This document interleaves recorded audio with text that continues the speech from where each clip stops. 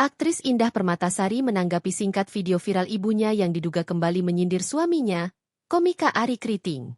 Komentar Indah Permatasari atas video viral ibunya itu diberikan setelah seorang netizen menyampaikan adanya video Nursyah. "Kak marah-marah lagi, mamaknya FYP lagi. Juling mi mataku lihat dia marah-marah," tulis seorang netizen. Indah kemudian membalas komentar tersebut. "Sabar aja," tulis Indah singkat di akunnya pribadinya.